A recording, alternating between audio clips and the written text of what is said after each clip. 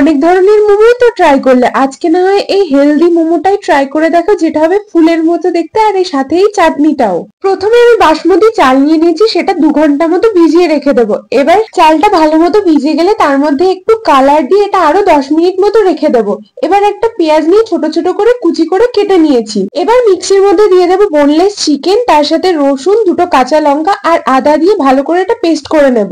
পেস্টটাকে এবার একটা বাটিতে নিয়ে তার মধ্যে পেঁয়াজ কুচি, গ্রেট করা গাজর, ধনেপাতা কুচি, একটু গরম তেল যাতে কাঁচা ভাবটা কেটে যায়। এবার তার মধ্যে পরিমাণ মতো লবণ, লঙ্কা গুঁড়ো, গোলমরিচ গুঁড়ো, হাফ চামচ কর্নফ্লাওয়ার, সয়া সস দিয়ে এটা ভালো করে মেখে নেব। এটা কিছুক্ষণ রেখে দেবো। আরেকদিকে চালটা যখন কালার চলে আসবে তখন জলটা ঝরিয়ে এই চিকেনের পুরটা নিয়ে রাউন্ড শেপ করে এই চালের মধ্যে চেপে চেপে কোট করে নেব। এবার সবগুলো যখন করা হয়ে যাবে তখন কড়াইয়ের মধ্যে জল দিয়ে তার মধ্যে একটা স্ট্যান্ড বসিয়ে ওপর দিয়ে একটা থালা নিয়ে নেব। এরপর এগুলোকে একটু জায়গা ফাঁকা রেখে দেবো, কারণ এটা পরে ফুলে বড় হবে। এরপর এটাকে ঢাকা দিয়ে 20 মিনিট মতো স্টিম করতে রেখে দেবো। ততক্ষণে চলো চাটনিটা বানানো যাক।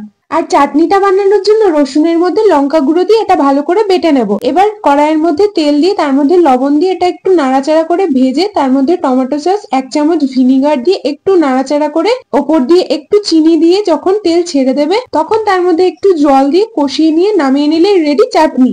এরপর কড়াইয়ের যখন ঢাকনাটা খুলবে তখন দেখবে কদম ফুলের মতো একদম ফুলে উঠেছে। ব্যাস, সব কাজ কমপ্লিট। তাহলে এবার প্লেটে সাজিয়ে পরিবেশন করো। আর ভিডিওটা ভালো লাগলে লাইক, কমেন্ট, শেয়ার, সাবস্ক্রাইব করে দিও।